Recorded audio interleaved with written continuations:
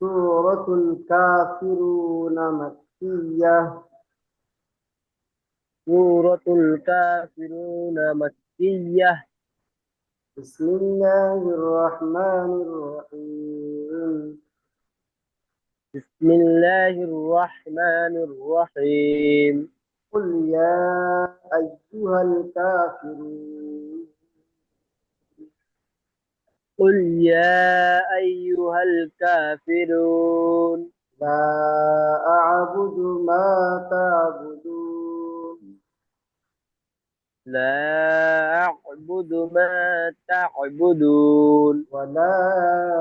أنتم عابدون ما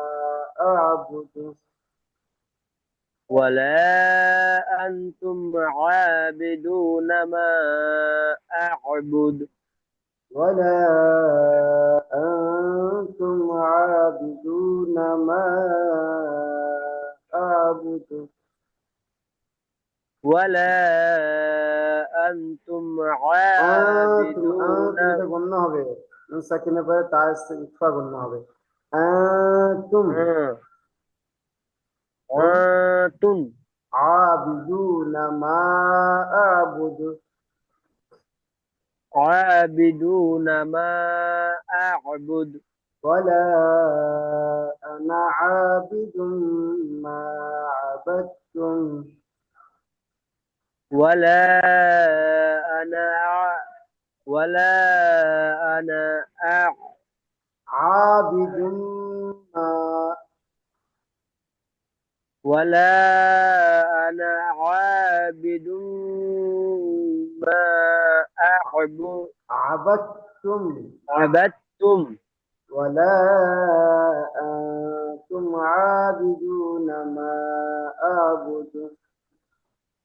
ولا أنتم عابدون ما أعبد أنتم এখানেও একই উপরেরটা আর এটা একই আয়াত আর এটাও গণ্য হবে এটাও ইকফা গণ্য হচ্ছে এটাও ইকফা গণ্য হবে একই আয়াত দুটো একই আয়াত এটা হচ্ছে যে আয়াত তো দুবার আসছে ولا أنتم عابدون ما أعبد এই আয়াতটা দুবার আসছে جی لكم ول- دينكم ولي دين لكم دينكم ولي دين এর মধ্যে নতুন কাজে আসেনি এই ইকফার কাজাটা যেটা বললাম নুন সাকিনের পরে তা এসেছে এটা কি হবে নুন সাকিনের পরে তা ইকফা এসেছে ইকফা হবে একালিফ গণ্য করে নুন সাকিনকে না থেকে একালিফ গণ্য করে পড়তে হবে তাহলে ইকফা হাকিকি আর যেটা ডাল এটা লাল কালার আছে লাল কালার থাকার অর্থ হলো এখানে কলকলা হবে তো কলকলা কফ ত বা জিম দাল এই পাঁচটা হলো কলকলার হরফ আর এই পাঁচটা হরফের উপরে যখন সাকিন বা জজম আসে তখন ধাক্কা দিয়ে পড়তে হয় এটাকে কলকলা বলে জি এখানে ডালের উপরে পেশ এসছে কিন্তু ডালটা আয়াতের শেষে আসার কারণে ডালের উপরে ওয়াকফ করলে কি হবে ডালটা সাকিন হয়ে যাবে সুতরাং ডালের উপর যখন সাকিন হবে তখন ডালকে কলকলা করে পড়তে হবে বুঝে এসছে জি জি জি তারপরে দেখবেন মা